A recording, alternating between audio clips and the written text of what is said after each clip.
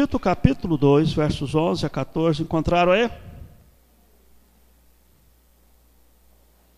Vamos ler a uma só voz? Os irmãos, por favor, leiam comigo. Tito capítulo 2, versos 11, 12, 13 e 14. Vamos lá? Porquanto a graça de Deus se manifestou salvadora a todos os homens,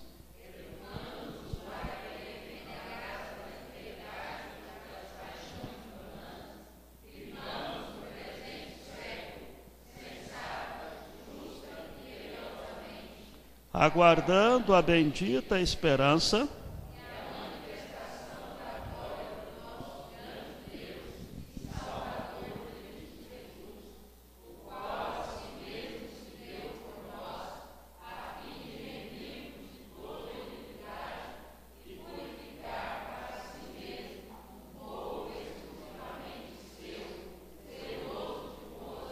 Muito bem, só até o verso 14. Vamos orar mais uma vez.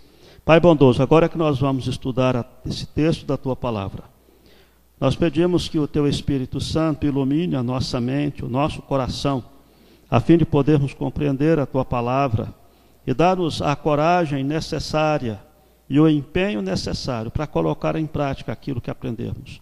Nós oramos assim em nome de Jesus. Amém.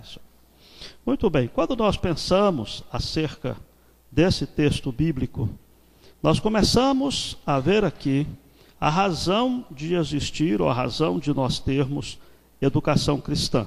Na realidade, educação cristã, gente, é simplesmente a exposição da palavra de Deus.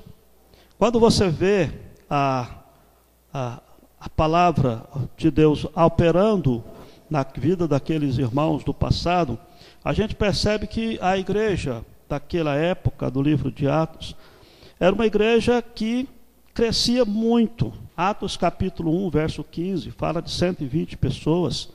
No capítulo 2, mais de 3.000. No capítulo 3, mais de 5.000. A partir do capítulo 4, a Bíblia nem fala mais de números. Não tem mais como contar. Já fala acerca de cidades e regiões que se convertiam a Deus. Então, quando a gente vê isso daí, a questão que fica, a pergunta que fica é o que aqueles crentes faziam para alcançar um êxito tão grande? Qual era a prática daqueles irmãos? E aí, quando você percebe a essência, vamos assim dizer, da igreja, você vai perceber que a base da igreja, a vida da igreja, era a pregação e o ensino. É lógico, pregação é uma forma de ensino, não resta a menor dúvida. Mas a gente faz essa separação técnica, primeiro porque a Bíblia fala que Jesus ia por todas as cidades e aldeias pregando e ensinando. Então são duas coisas, a despeito de pregação ser uma forma de ensino, são duas coisas distintas que nós precisamos separar. E aí entra a questão da necessidade de nós estarmos nos aperfeiçoando nessas duas áreas. É possível que quando a gente pensa nisso, você fala assim, não, pregação é para os pastores, o ensino é para outros crentes que ensinam a palavra. Não faria bem essa distinção, porque a pregação, o ministério da pregação não é exclusivo do seu pastor. Né? A pregação é para todo crente que Deus chamar para pregar a palavra. Mesmo que seja nessa metodologia de ensino de pregar, o ideal é que os crentes também estivessem sendo treinados pelos pastores para pregarem também. Né? De vez em quando eu recebo ligação lá no seminário de algum pastor, às vezes a maioria missionários longe, fala, pastor, vê se arruma um seminarista para vir passar as férias aqui, porque senão não tem como eu tirar férias. Né? Os colegas pastores talvez já tenham passado por essa experiência, né? Porque não tem quem prega. Né? Então, assim, a ideia é de que nós precisamos, de fato, de equipar a igreja, os líderes da igreja, para que eles possam pregar. E para isso, nós precisamos colocá-los para pregar também. Né? E a gente assistindo a pregação deles, não é pregar só quando a gente estiver ausente, mas é treinar de fato um líder, ou dois, ou três. Né? Até mulheres. Eita, agora... Até mulheres, né? Pode, né, minha irmã? O problema, eu só alerto os pastores, tomar cuidado com ensinar mulheres a pregar, é que se você ensinar as mulheres, essa água para mim, irmão, pode pôr aqui nesse canto aqui, ó. fica mais perto aqui. O problema é que você ensinar a mulher a pregar, talvez ela vai pregar melhor do que você.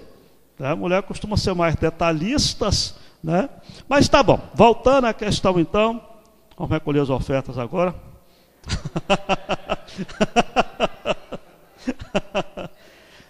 Voltando à questão então, o que aquela igreja fazia para crescer sempre? Pregação e o ensino.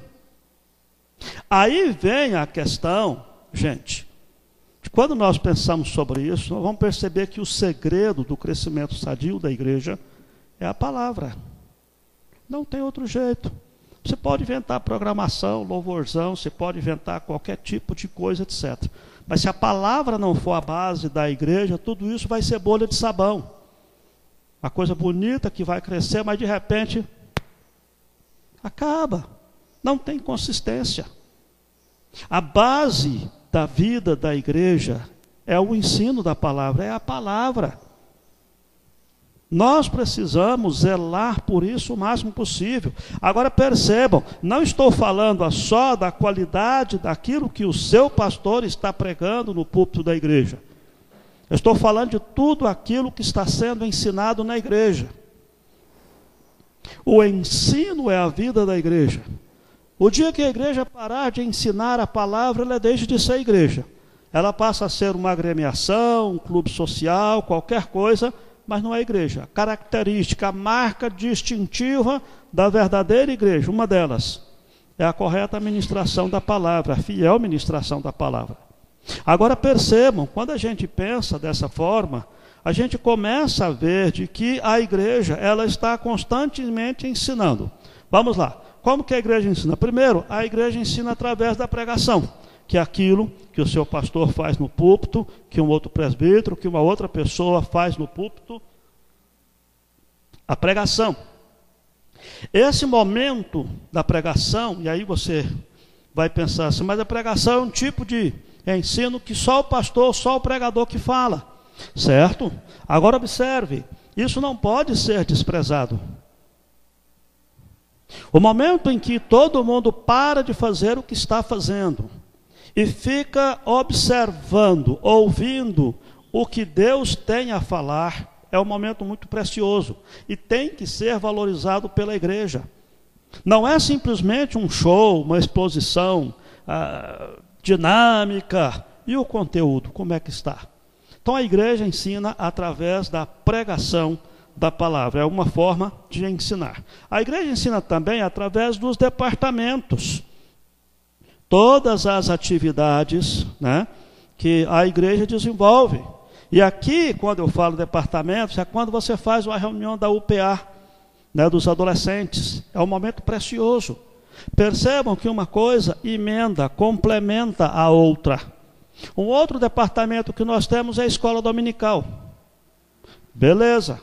Então percebam, quando você fala-se acerca desses temas que foram colocados aqui, da gente está falando sobre Bíblia, depois ter ali um outro seminário sobre outro assunto. Isso é para preparar. Por quê? Porque aquilo que a SAF faz, por exemplo, uma departamental da SAF, ali é momento de se estudar a palavra. E esse estudo da palavra vem complementando com aquilo que o seu pastor pregou no domingo à noite e com aquilo que foi estudado na classe de senhoras na escola dominical. O ensino precisa ser fiel em todas as áreas. Não adianta, se porventura, não é que não adianta, mas é meio estranho se o seu pastor ministra a palavra no domingo à noite e depois na departamental da SAF alguém pega e estuda a Bíblia falando o oposto daquilo que foi pregado pelo seu pastor. Precisa ser uma complementação.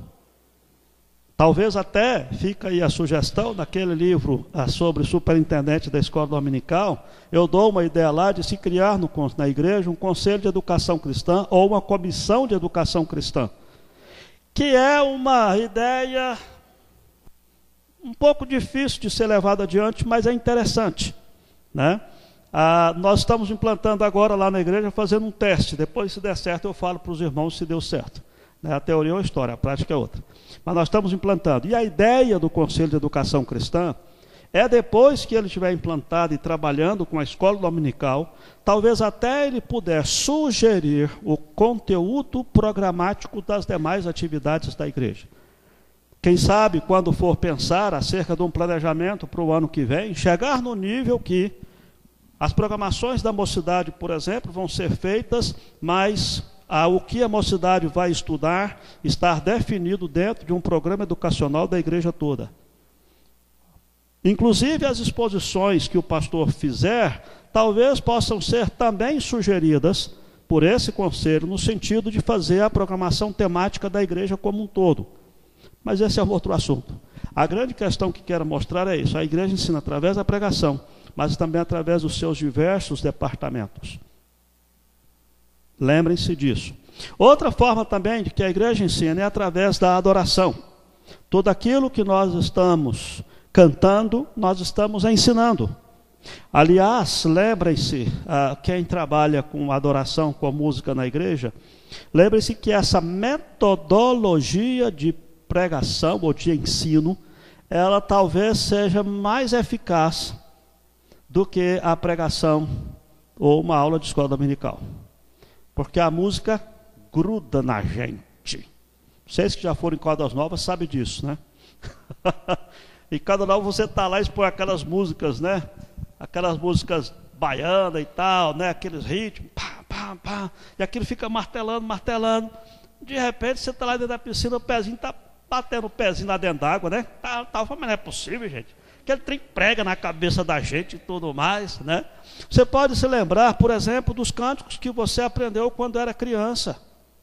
Talvez você não vá se lembrar das músicas que passavam na rádio da sua época, mas você se lembra das musiquinhas que você aprendeu quando era criança.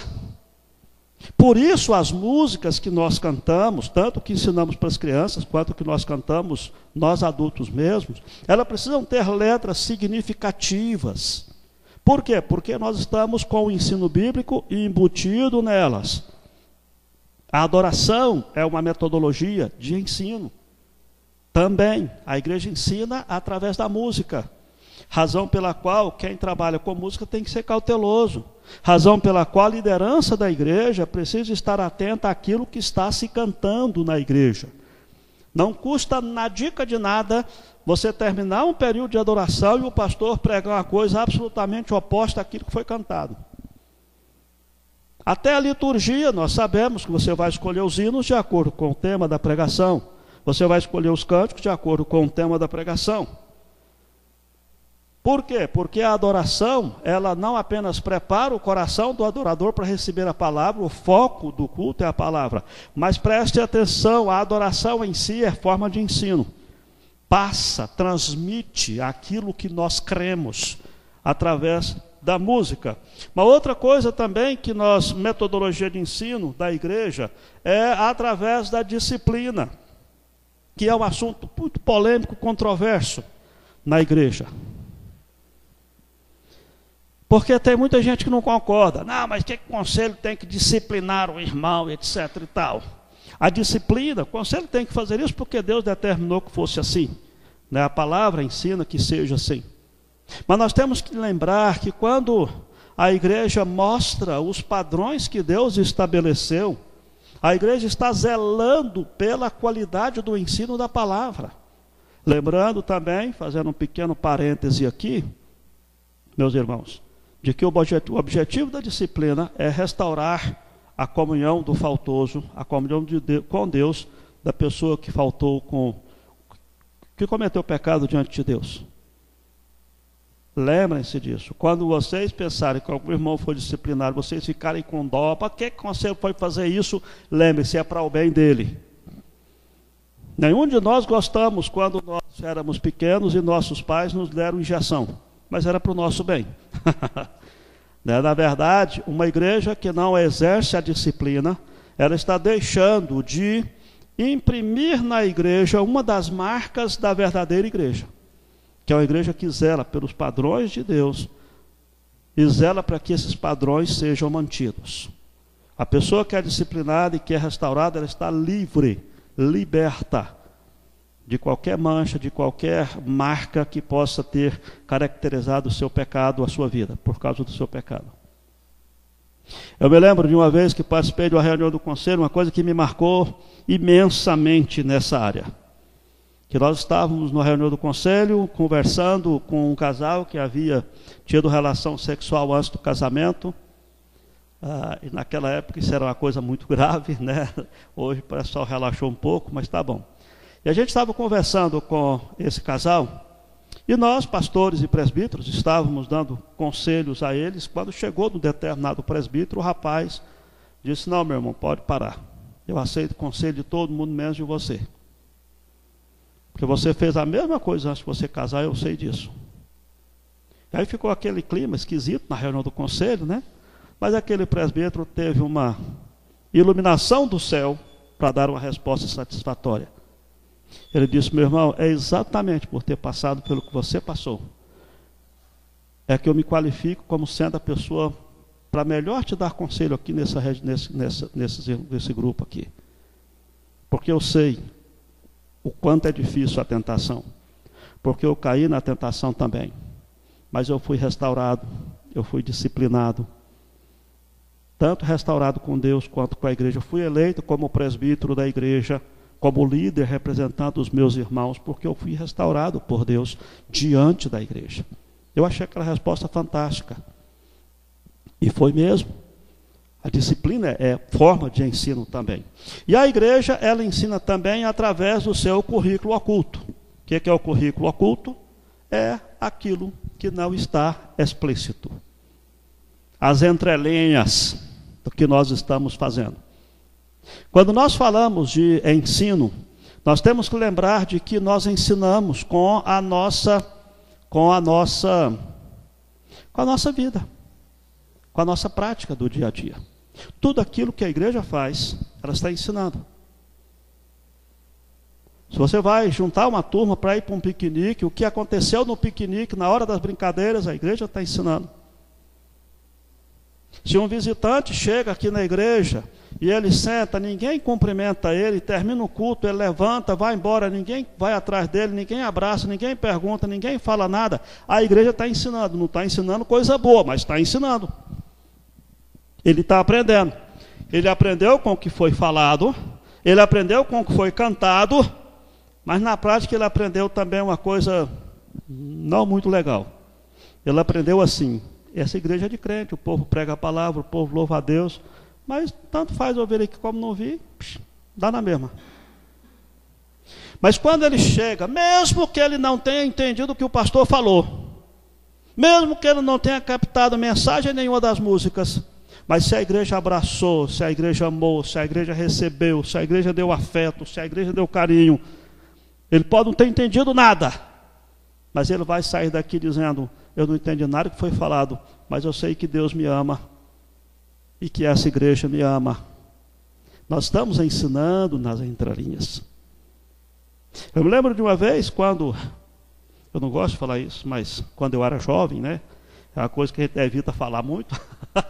Mas eu me lembro quando eu era jovem, num determinado jogo de futebol na quadra da igreja, assim ao lado da igreja como essa aqui, um irmão presbítero naquela época deu lá uma catracada, um coice no outro irmão lá na hora do futebol e foi expulso. O juiz expulsou ele. E ele disse: eu não vou sair não. Por que vai me expulsar? E o juiz disse: mas ele está expulso. Ele sentou literalmente igual uma criança. Ele sentou no meio da quadra e disse: eu não vou sair, eu quero ver. Quem vai me tirar? O presbítero, né? Não, nós tivemos que acabar o jogo. Não, gente, então acaba o jogo, vamos embora, não tem mais jogo hoje, né? Agora veja, aquele coitado daquele irmão, ele ensinou uma coisa muito diferente daquilo que ele ensina quando ele ministra a Santa Ceia para os irmãos.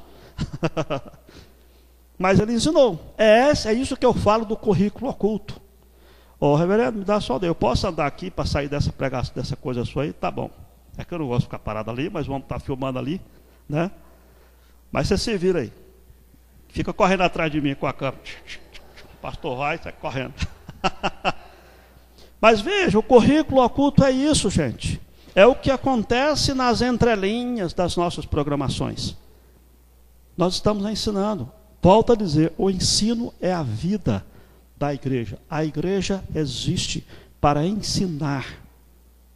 E aí, quando nós pensamos sobre isso, que o ensino é a vida da igreja, e a gente começa agora a olhar para esse texto que nós estudamos aqui, que nós lemos, então vamos ver aqui do texto algumas coisas específicas sobre o objetivo da educação cristã. Qual o alvo desse ensino? Se tudo que a igreja faz, ela está ensinando, então nós precisamos, qual é o objetivo? Afinal de contas, para quê que a igreja ensina tanto?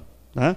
Primeiramente, nós vamos aprender que o alvo do ensino é manifestar a graça salvadora de Deus a todos os homens. Preste atenção nisso. O objetivo do ensino é manifestar a graça salvadora de Deus a todos os homens. A igreja faz isso através da evangelização, da ação social, do seu testemunho, da denúncia profética, que é quando você mostra o que está sendo feito de errado. E mesmo quando você fala de um crente, para um pouquinho, pastor, mas o ensino às vezes ele não fala da salvação porque você está ensinando só para crente. Do mesmo jeito, gente, a graça de Deus sobre a nossa vida ela é sempre salvadora.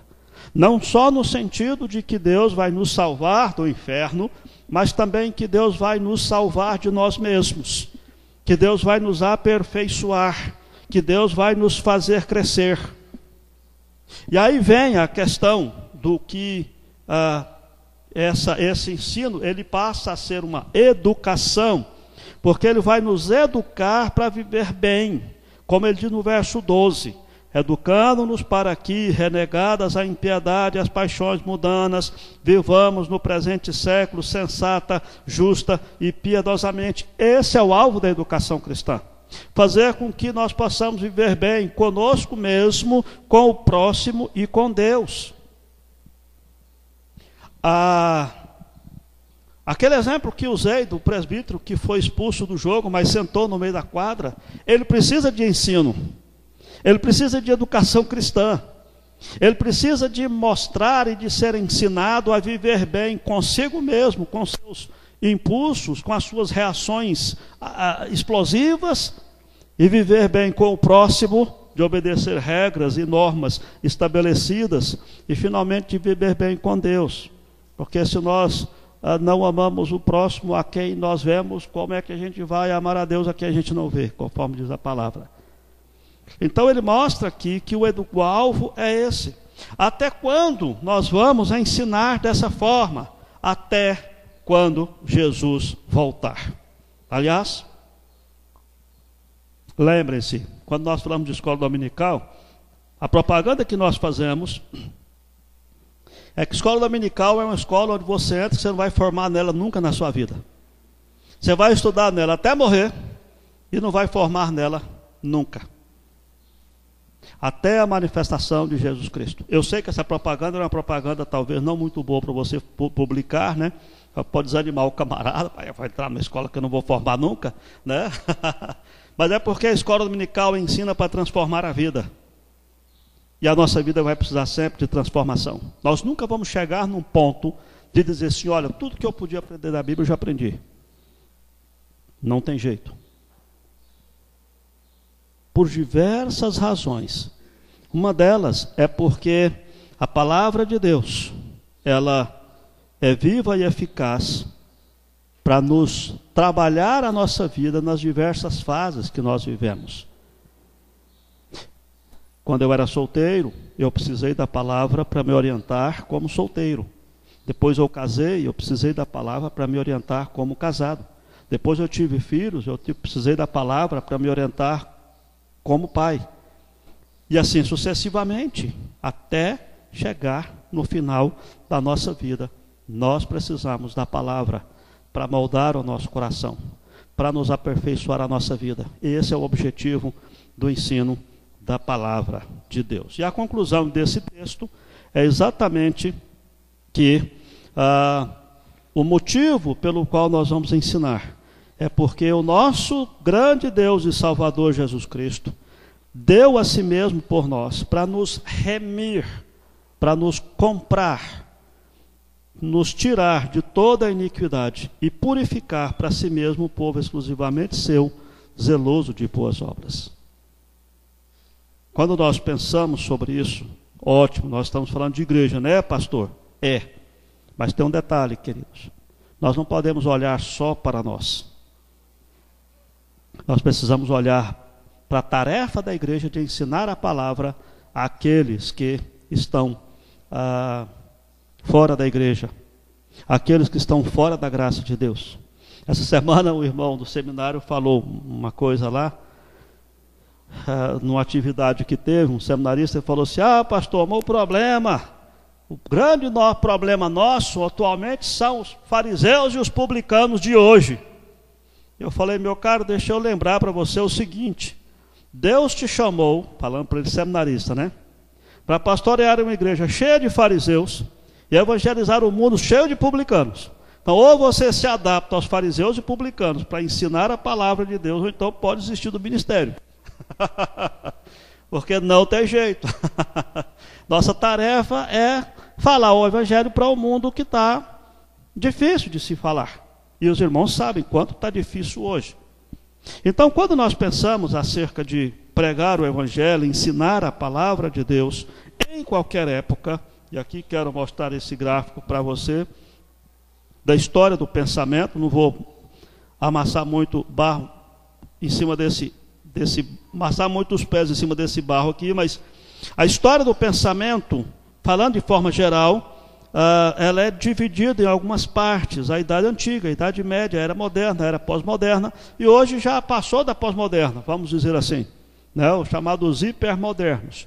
Mas quando nós pensamos acerca desse pós-modernismo que nós estamos vivendo hoje, nós vamos ver que o pós-modernismo, gente, é um período de grande contestação, abandono e rejeição dos padrões e das crenças anteriores.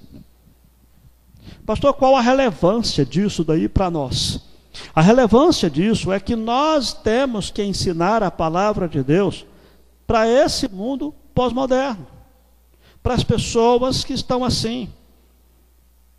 Uma das características do pós-modernismo é esse pluralismo, que é a ideia de que não existe uma verdade absoluta. Tudo é questionável, tudo é relativo. Agora, perceba, quando eu falo sobre isso, às vezes a gente olha e fala assim: o povo lá fora é assim. Não, gente, nós somos assim, os próprios crentes.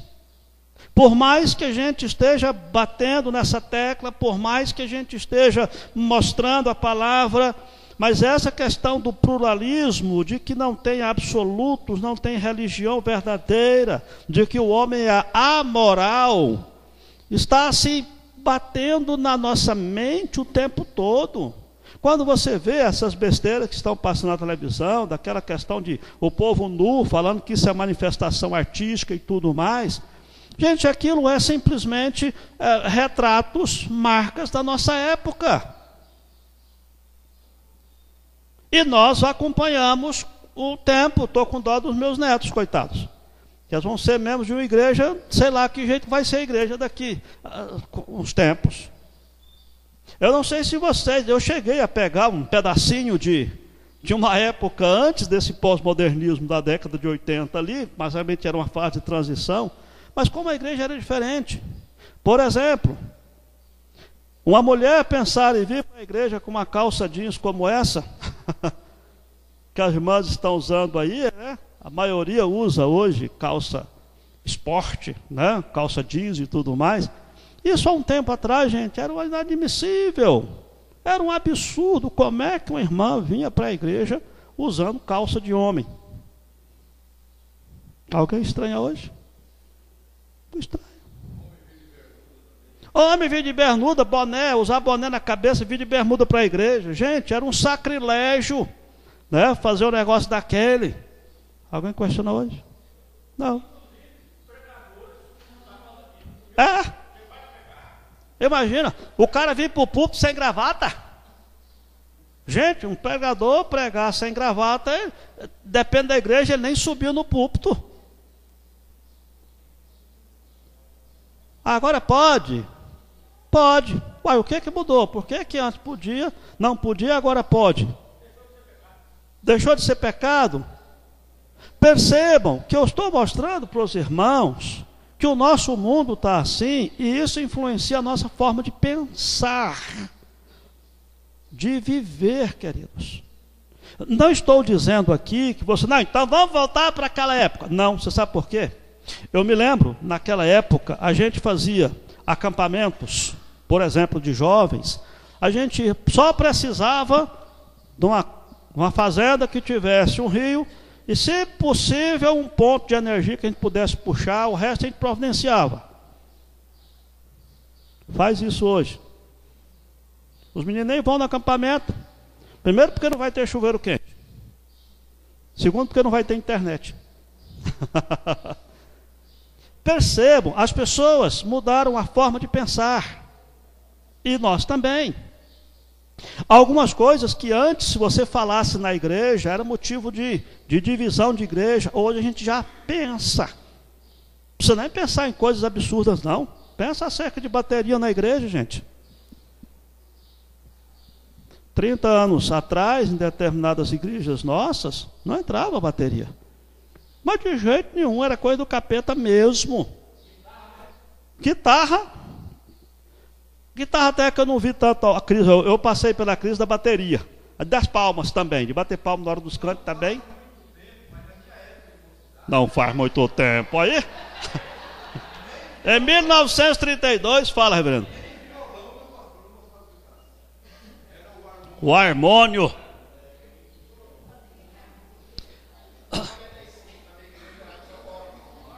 O órgão. Então percebam, gente, as coisas vão mudando e nós mudamos, nós acompanhamos essas mudanças. O zelo que a liderança da igreja precisa ter, e entre liderança eu incluo os professores de escola dominical também, é de acompanhar essas mudanças sem deixar-nos perder naquilo que é essencial da palavra de Deus. Porque o mundo mudou e está desse jeito. Deixa eu mostrar para vocês uma ilustração que eu usei num outro estudo sobre o resultado prático dessa mudança, que foi a história de uma menina que me impressionou. Eu fui dar carona para minha filha, a colega dela sentou atrás e ela disse: eu gosto muito da mãe do meu irmão mais novo, mas não gosto da mãe do meu irmão mais velho. E aí eu parei, olhei para trás e falei: como é que é isso?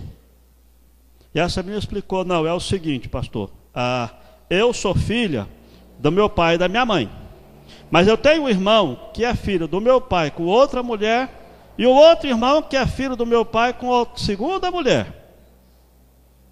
E eu gosto muito da mãe do meu irmão mais novo, mas não gosto da mãe do meu irmão mais velho. Falei: caramba, que complicação. Ela falou: não para por aí, porque minha mãe, meu pai, minha mãe também tem um filho com outro homem e outro filho com outro homem. E dessa turma, gente, não tinha ninguém casado com ninguém. Vai pregar o evangelho para essa menina. Vai falar de família para essa menina. Vai falar de casamento, de castidade, de fidelidade no casamento. Desde criança, piquitiquinha, ela cresceu nesse contexto, gente.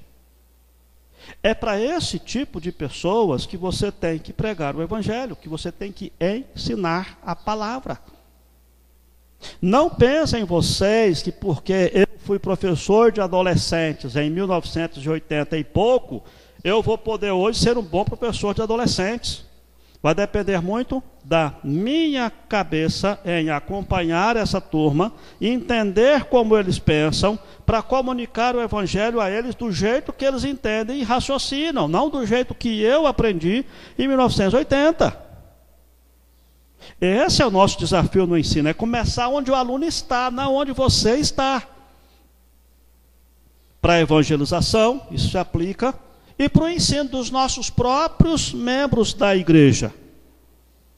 Isso se aplica também. Nós precisamos ensinar essa turma do jeito que eles pensam, não do jeito que nós pensamos. Por quê? Porque o mais importante é que eles cresçam. O objetivo do ensino não é eu ensinar, mas os meus alunos aprenderem. O foco são os alunos, e eles estão pensando de forma diferente.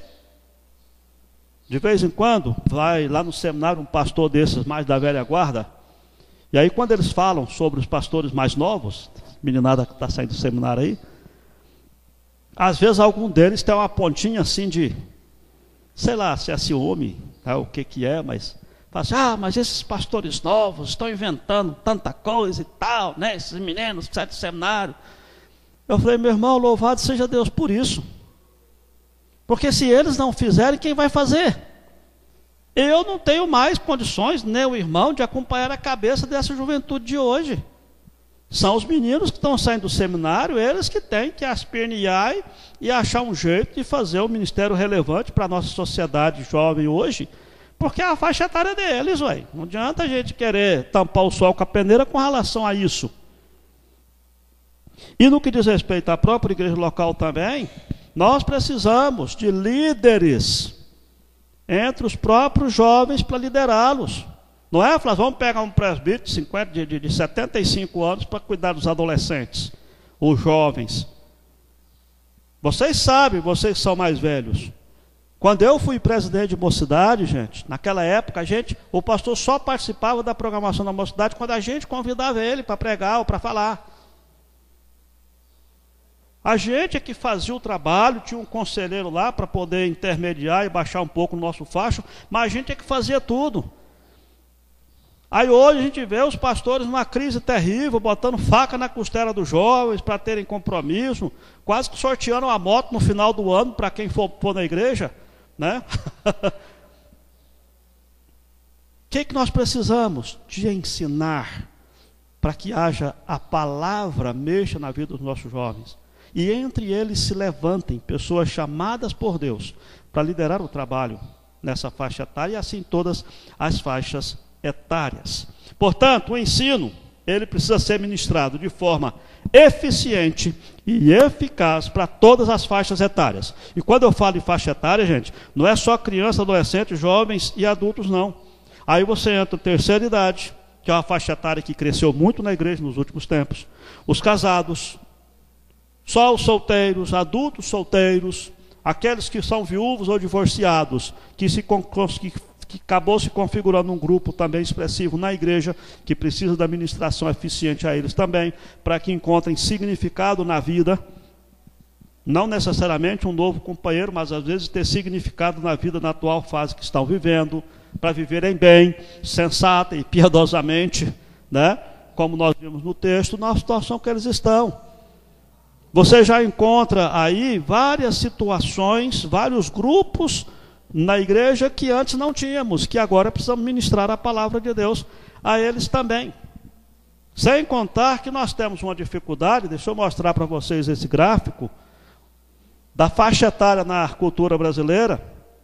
Nós temos uma certa dificuldade com a faixa etária de jovens. Por quê? Porque na nossa cultura, nós temos um adolescente que era visto como sendo uma faixa etária que ia dos 12 aos 17 e que mudou completamente também, porque houve um prolongamento da adolescência. Não é difícil o pastor ir fazer visita, por exemplo, numa terça-feira à tarde, encontrar um rapaz de 22 anos jogando videogame numa plena terça-feira à tarde.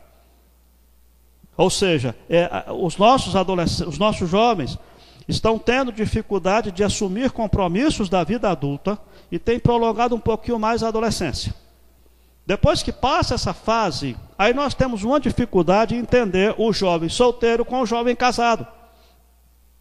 Porque nós tratamos o solteiro como sendo jovem, e o jovem que se casou nós já o tratamos como adulto. Não é errado, porque volta a dizer, ele já se casou, ele já assumiu os compromissos, ou pelo menos deveria assumir os compromissos de uma vida adulta. Mas de repente você pode ter na igreja um jovem de 27 anos, porque é solteiro, e um adulto de 21, porque ele casou. Mas um rapaz que casou com 21, ele continua sendo jovem. Mas ele é casado, aí a gente fica nesse dilema, eu boto ele no encontro de casais ou eu ponho ele na reunião da mocidade, né? Eu vou ministrar a palavra para esse rapaz ou para essa moça como jovem, por causa da idade, ou como adulto, porque já é casado. Então temos essa crise que a gente tem que resolver de forma local. Essa não é uma questão que se resolve de forma genérica. Vai depender muito do percentual que você tem na igreja, a fim de você estabelecer a melhor estratégia melhor estratégia de ensino-aprendizagem para esse jovem ou adulto, dependendo da situação. Depois vem o adulto da meia-idade ou da terceira idade, e aí nós temos entre todos esses faixas etárias diversas formas ou diversas categorias de pessoas. Lembrem-se, a ideia é que o objetivo da educação cristã é ensinar todas essas faixas etárias, todos esses grupos, a viverem de forma sensata, justa e piedosamente. Seja um adolescente de 12 anos, seja um adulto de 70, seja um jovem casado de 21 ou um solteiro de 30, ele tem que ser ensinado a viver dessa forma, sensata, justa e piedosamente. Ele tem que aprender a palavra de Deus, a estar bem consigo mesmo, com o próximo e com Deus. Não importa a faixa etária, não importa o jeito da cabeça da pessoa. Pode ser um camarada que acha que pode fazer piercing, botar tatuagem do jeito que for, ou um camarada que acha que tem que vir na igreja todo dia de gravata, mesmo não tendo responsabilidade de pregar. Não importa, a sua tarefa é ensinar todo tipo de pessoa a viver como Deus estabelece na palavra. Lembrem-se disso.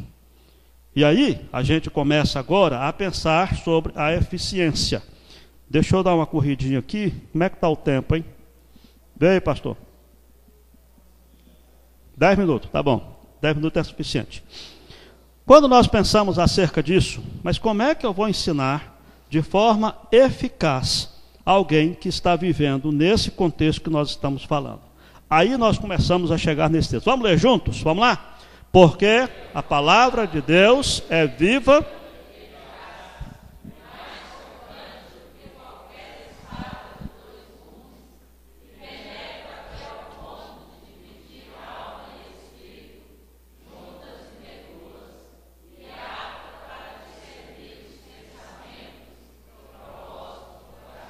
Endereço? Lembre-se disso. É a palavra que é assim. Eu tenho lá na igreja que estou trabalhando um diácono. Ele vive me dando umas espetadas. Fala, pastor, o senhor tem que pegar um chicote, porque esses crentes só funcionam se for debaixo de chicote, né? Tem que ser bravo, tem que ser nervoso e tal, e etc. Eu falei, calma, meu irmão. Calma. Se a palavra de Deus não tocar no coração desse povo, não vou ser eu que vou conseguir, não. Nós precisamos mostrar na palavra onde é que o povo está precisando aperfeiçoar a vida cristã. Não é simplesmente chicotear o povo. São aqueles dois modelos de pastoreio que eu vi certa vez, um camarada falar, e me lembrei de um outro exemplo.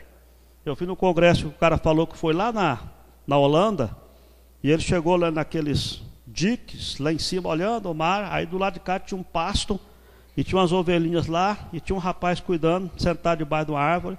Aí de repente ele ouviu a musiquinha, era o rapaz que tinha levantado, começou a tocar flauta, e foi andando. E ele estava dizendo que as ovelhinhas estavam pastando lá, de repente ele ouviu a música, levantava a cabeça, e todas elas foi fazendo a filinha, e o cara foi andando, tocando flauta, e todas as ovelhinhas atrás dele, e foi embora.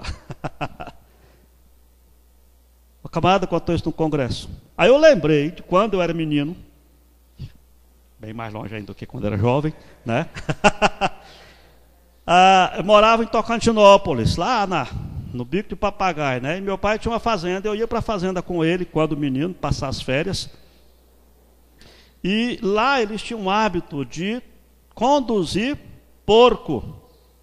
Eles pegavam uma corda, amarravam a ponta da corda no pé do porco, a outra ponta ficava na mão aqui, ele segurava no meio da corda, e ali ia batendo no porco. Quando o porco vinha para um lado, ele dava uma rasteira aqui, o porco voltava para o trieiro. Quando ia para o outro lado, ele dava outra rasteira. Aí eu fiquei pensando em modelos de pastorado. Eu posso ser pastor de ovelha ou de porco, vocês que escolhem, como vocês querem ser pastoreados. Quando a Bíblia fala que a palavra de Deus é viva e eficaz, gente, é que a eficácia do que nós fazemos depende da fidelidade nossa à palavra de Deus. E aí entra a questão da eficácia da palavra. Talvez seria bom primeiro, antes da gente seguir adiante, vamos tentar definir qual que é a diferença entre eficiência e eficácia. Vocês podem nos ajudar aí? O que é eficiência e o que é eficácia?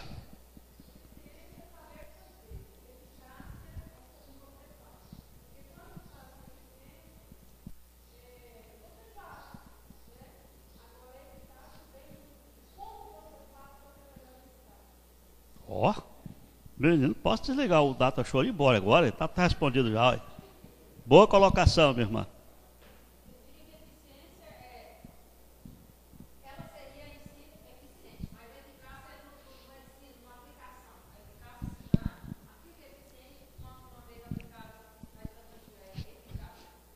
Certo. O que mais? Vamos lá, vamos construir aí uma resposta. O que é eficiência ou o que é eficácia? A Bíblia não fala que a palavra é eficiente, fala que ela é eficaz para fazer tudo aquilo que ela falou.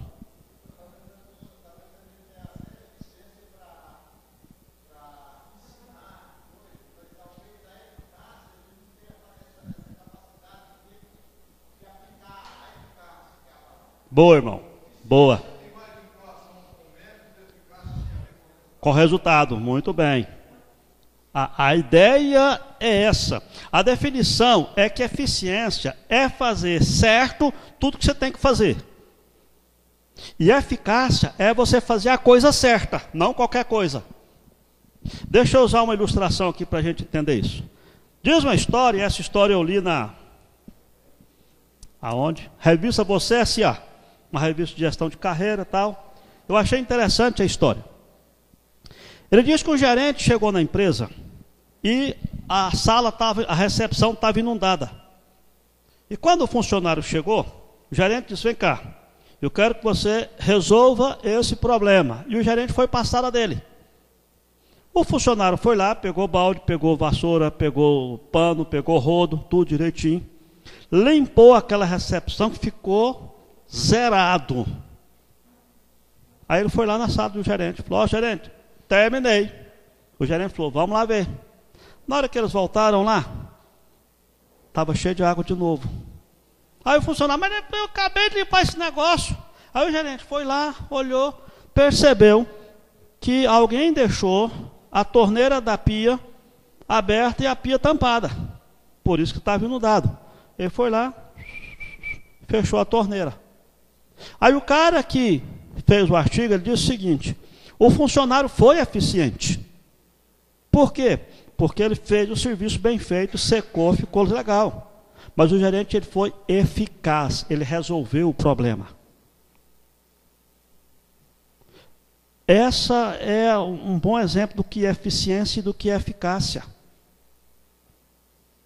Na realidade, eu e você temos que entender que quando nós falamos de pregação da palavra, e agora aplicando isso à palavra, nós vamos entender que a eficiência, aquilo que os irmãos disseram, está ligado a você explicar a palavra e não deixar nenhuma dúvida.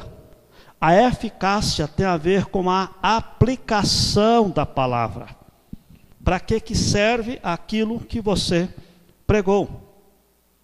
Aí quando nós olhamos, gente, o padrão de comunicação, e aí entra aquela questão de comunicação que todo mundo sabe, que todo mundo conhece, né, sobre comunicação. O que acontece? Quando nós pensamos acerca de um processo de comunicação, nós temos um emissor, que seria o professor, e temos um ouvinte, que seria o aluno, né, vamos dizer assim, e temos a mensagem que vai ser transmitida.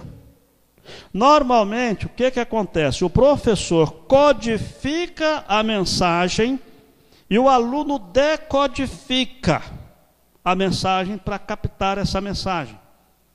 Para isso é necessário que esse processo seja bem elaborado. Por exemplo, se eu chegar para os irmãos e mostrar isso para os irmãos e dizer assim, Hau Shalamal Ham Naham. Na verdade, nem eu entendi, na verdade. Mas, mas suponhamos que eu estivesse falando em árabe. O que ia acontecer? Eu ia codificar a minha mensagem e vocês não iam conseguir entender porque vocês não têm o decodificador para entender o que eu disse. Se eu falar assim, este controle remoto é meu, você fala, bom, agora nós entendemos. Por quê? Porque vocês têm o decodificador para decodificar a mensagem que eu passei. Então é preciso que a responsabilidade da comunicação, ela cai sobre quem está emitindo a mensagem, não sobre o receptor. Eu é que preciso saber qual que é a língua que vocês falam para poder chegar aqui e pregar na língua de vocês. Ou arrumar um intérprete, que é um codificador que entende os dois códigos, o meu e o seu, e ele vai transmitir essa mensagem no meu lugar. Então, o ideal é que na comunicação o professor entenda como o aluno pense e ele coloque a mensagem numa codificação do aluno, para que ele possa decodificar. Agora preste atenção. Eu usei o exemplo aqui do código linguagem. Mas quando eu falo de código, gente, é como o aluno pensa, o que ele entende. Por exemplo, vamos falar do nosso evangeliquez. Meus irmãos, porque a graça irresistível e inefável dos padrões escatológicos e pneumotômicos está sempre presente na vida dos verdadeiros cristãos. Caramba, eu comecei a usar a linguagem teológica que vocês não vão entender. Outra coisa, você vai evangelizar alguém porque, meu irmão, Jesus salva.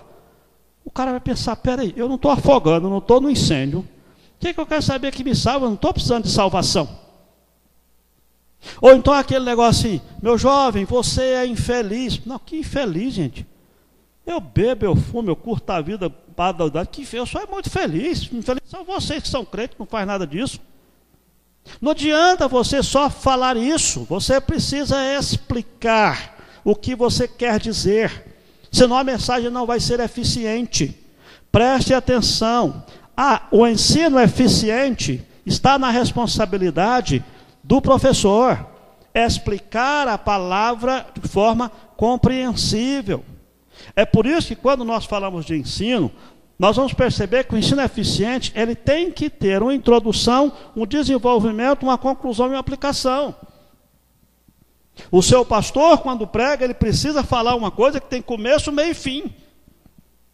O professor de escola dominical, ele precisa preparar a sua aula que tenha começo, meio e fim.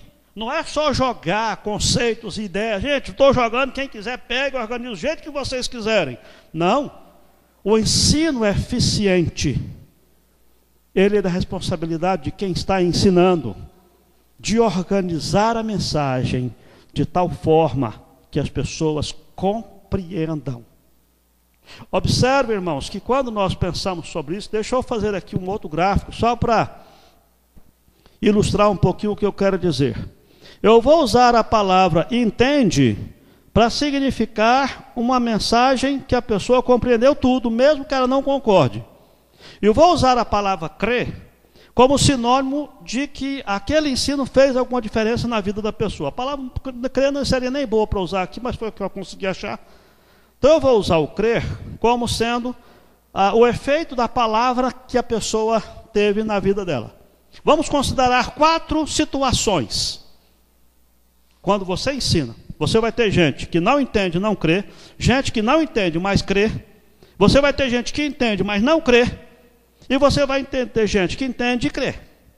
Então, se nós pensarmos sobre isso, nós vamos entender que no primeiro caso, o ensino não foi eficiente e ele não foi eficaz.